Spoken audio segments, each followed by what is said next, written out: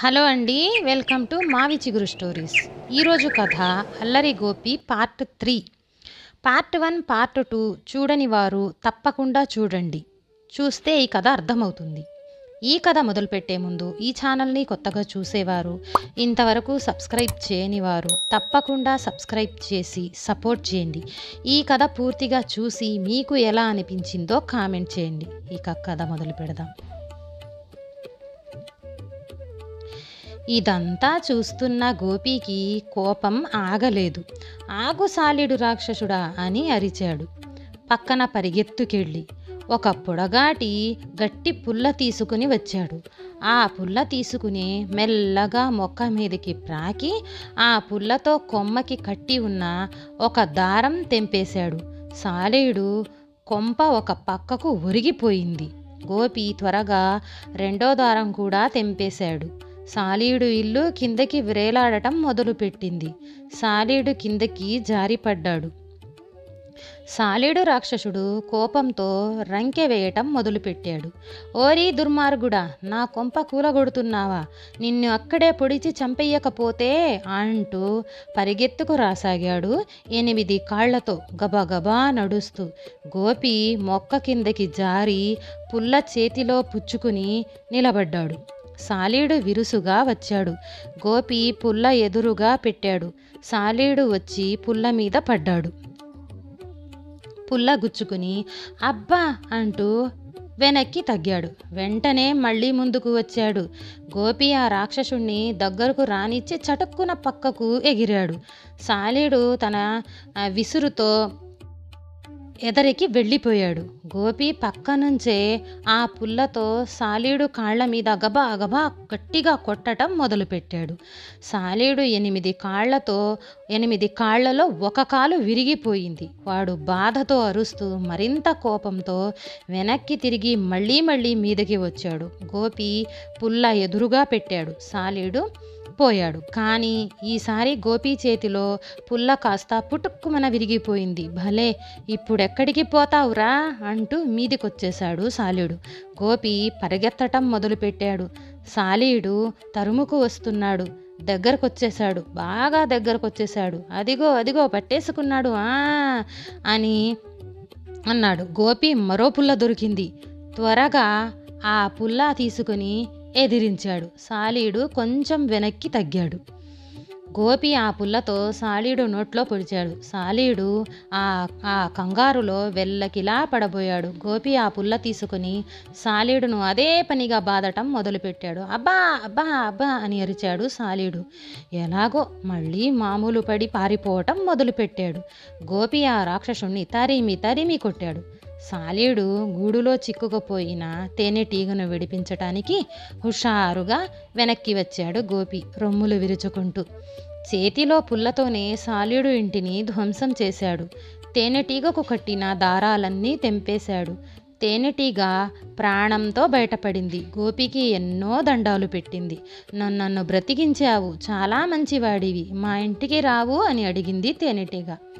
అలాగే వస్తాను, కానీ తర్వాత నువ్వు నన్ను మా ఇంట్లో దిగబెట్టాలి, నన్ను మామూలు వాడినయ్యేటట్లు చెయ్యాలి అన్నాడు గోపి. ఆ ఇంట్లో దిగబెట్టి వస్తాను, కానీ నిన్ను మామూలు వాణ్ణిగా చెయ్యలేను. ఆ మంత్రం మా రాణిగారికి తెలిసి ఉండవచ్చు, ఆవిడతో చెబుతాను రా అని గోపిని వీపు మీద ఎక్కించుకొని తమ కోటకు తీసుకువెళ్ళింది తేనెటీగ. తొగురు చెట్టు త్వరలో ఉంది తేనెటీగల కోట. ఆ కోట నిండా అన్నీ గదులే. కోట దగ్గర కొన్ని తేనెటీగలు కాపలా కాస్తున్నాయి. కొన్ని కోటలోకి వస్తున్నాయి, కొన్ని పోతున్నాయి. గోపిని తెచ్చిన తేనెటీగ తిన్నగా వాణ్ణి తన గదికి తీసుకుపోయింది. తేనె కొట్టు చూపించింది. ఎంత తేనె, ఎంత మంచి తేనె! గోపి తనివి తీరా తేనె తాగాడు. వాడికి మళ్ళీ ఓపిక వచ్చింది. స్నేహితులిద్దరూ కాసేపు కబుర్లు చెప్పుకుంటూ కూర్చున్నారు. తమ కోటలోకి ఎవరో కొత్తవారు వచ్చారని తెలిసి గోపిని చూడటానికి వచ్చారు కోటలోని తక్కిన తేనెటీగలు. గోపి స్నేహితుడైన తేనెటీగ వాటికి గోపి గురించి చెప్పి సాలీడును గెలిచిన వీరుడు అని గోపిని ఎంతో పొగిడిపోయారు.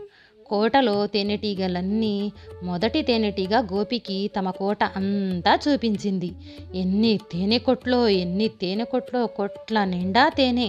ఆశ్చర్యం వేసింది గోపికి. తేనెటీగ తమ పిల్లలున్న కొట్టు చూపించింది. పిల్లలన్నీ మంచి నిద్రలో ఉన్నాయి. వాటిని లేవగొట్టొద్దన్నాడు గోపి. తేనెటీగ గోపిని రాణిగారి దగ్గరికి తీసుకువెళ్ళింది. రాణిగారు దర్శనం కోసం మనిషి పిల్లవాడు వచ్చాడు అని చెప్పింది. రాణిగారు కొంతసేపటికి గాని బయటకు రాలేదు. గోపిని నిదానించి చూసింది, పలకరించింది. ఎందుకు వచ్చినట్లు అని అడిగింది. తేనెటీగ గోపి విషయమంతా చెప్పింది. సాలీడును ఓడించిన వీరుడని తెలుసుకొని రాణిగారు కూడా చాలా సంతోషించింది. గోపి తన ఇబ్బంది చెప్పుకున్నాడు. తనకు మామూలు వాణ్ణిగా మార్చమని ప్రార్థించాడు. రాణిగారు చాలాసేపు ఆలోచించి, నువ్వు కోరింది చాలా కష్టమైనదబ్బాయ్. మేము కానీ మరెవరూ కానీ మిమ్మల్ని మాతో సమానంగా ఎప్పుడూ చేయకూడదు. చేసినా మళ్ళీ మామూలు వాళ్ళుగా చేయకూడదు. అయినా మా తేనెటీగను రక్షించావు కాబట్టి నిన్ను మామూలు వాణ్ణిగా చేస్తాను అని తమ సేవకులను పిలిచి వాళ్లకేదో చెప్పారు. సేవకులు నలువైపులా ఎగిరి వెళ్ళి మరి కాసేపటికి కాళ్ళకేదో అంటించుకొని తెచ్చారు. రాణిగారు మరొక భటుణ్ణి బల్లెంతో తన పొట్ట మీద పొడవమంది. భటుడు అలాగే చేశాడు. రాణిగారి పొట్టలో నుంచి కొంచెం రక్తం వచ్చింది. రాణిగారు సేవకులు తెచ్చినది తన రక్తంతో కలిపి ముద్ద చేసి దాని మీద పడుకొని గిరా గిరా తిరుగుతూ మంత్రాలు చదివింది. తర్వాత లేచి ఆ ముద్ద తీసి కొంచెం గోపి ఎడమ చెవిలోనూ కొంచెం కుడి చెవిలోనూ రాసి మంత్రాలు చదువుతూ గోపి చుట్టూ కూడా తిరిగింది. కొద్దిసేపటికి మామూలు వాడివైపోతావు, ఇక వెళ్ళు అని లోపలికి వెళ్ళిపోయారు రాణిగారు. తేనెటీగ గోపి వీపు మీద ఎక్కించుకుని కొద్దిసేపట్లోనే వాడి ఇంట్లోకి వాడి మంచం మీద దిగబెట్టింది. గోపి తన చొక్కా లాగు చూసుకొని సంతోషంతో పొంగిపోయాడు. అబ్బా, తిరిగి వచ్చాను ఎలాగైతేనేం అనుకున్నాడు. మరి నేను వెళ్ళి వస్తాను, మమ్మల్ని మర్చిపోకేం అని గోపి దగ్గర సెలవు తీసుకుని వెళ్ళిపోయింది తేనెటీగ. గోపి దానివైపే చూస్తూ చేతులు ఊపుతున్నాడు. ఊపుతుండగానే వాడు పెద్దవాడైపోవటం మొదలుపెట్టాడు. త్వరగా తన చొక్కాలోకి దూరి కూర్చున్నాడు. ఆవగింజంత తలకాయ రేగుపండంతయింది. రేగుపండంతది జామ పంటంతయింది. జామ పండంతది తాటి పంట అయింది. నలకల్లాంటి కళ్ళు చారడేసి అయ్యాయి. గోపి మామూలు వాడైపోయాడు. వెంటనే జేబులో చెయ్యి పెట్టుకుని చూసుకున్నాడు.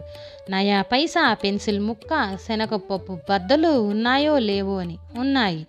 4 శనగపప్పు బద్దలు తీసి నోట్లో వేసుకున్నాడు. నయా పైసా అరచేతిలో పెట్టుకుని చూశాడు. మళ్ళీ ఎంత చిన్నదైపోయిందో నయా పైసా అనుకున్నాడు. మంచం మీద నుంచి కిందకు దిగాడు. మామూలుగానే దిగాడు. మంచం క్రింద పిల్ల కూర్చొని ఉంది. గోపిని చూసి పారిపోయింది. గోపి ఒక్క గెంతుతో దాన్ని పట్టుకొని నిన్నేమీ చేయనులేవే ఇక నుంచి అని చెప్పి దానిని చంకనెత్తుకున్నాడు.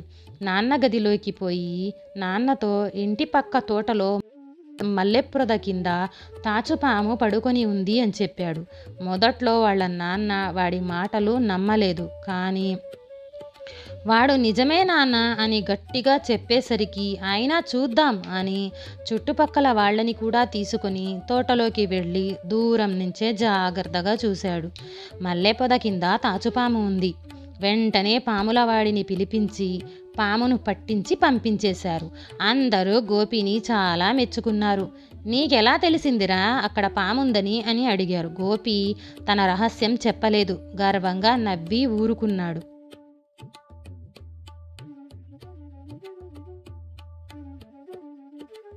తర్వాత వాడు చేసిన పని దోమల మందు తీసుకువెళ్ళి ఇంటి పక్క ఉండే గుంటల్లో బాగా చల్లి దోమలను చంపటం మొదలుపెట్టాడు. దోమల మీద కసి తీర్చుకున్నాడు.